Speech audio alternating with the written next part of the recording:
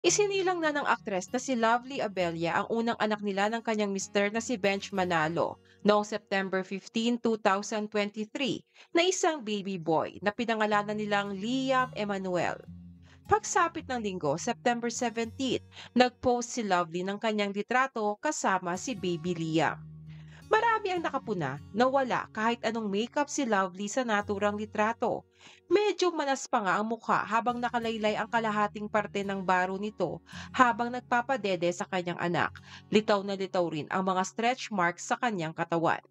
Nagulat ang marami kung bakit ipinost iyon ni Lovely. Hindi kasi ito karaniwang ginagawa ng mga celebrity mommies ng henerasyon ngayon.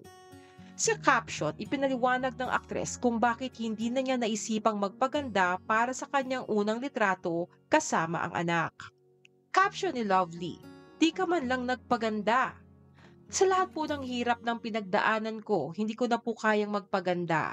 Ang gusto ko lang ay mairaos ng healthy ang anak ko. Nang mga oras na to, wala akong kinapitan kundi ang faith ko kay Lord na hindi niya kami pababayaan. Ang pagmamahal sa akin ng asawa ko at mga kaibigan ko at ang mga dasal ninyo."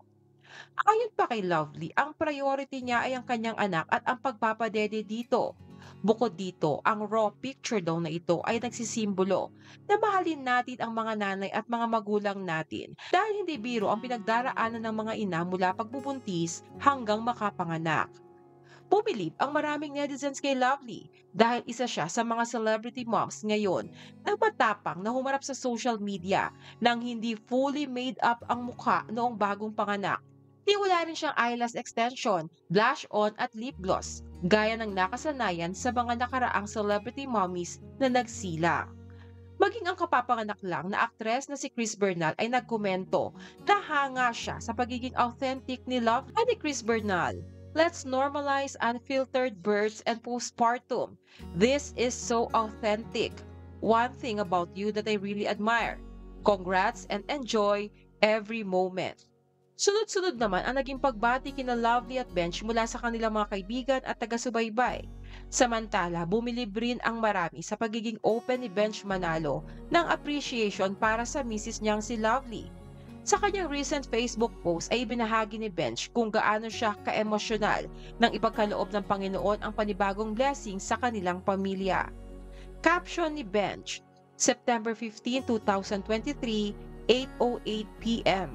My life has changed and I'm so happy. Thank you, Lord God.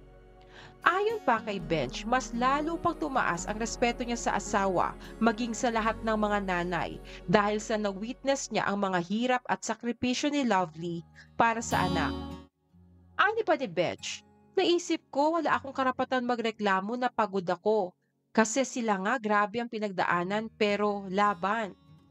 Enero nitong taon nang kumpirmahin ni Lovely ang kanyang pagbubuntis sa unang anak nila ni Bench.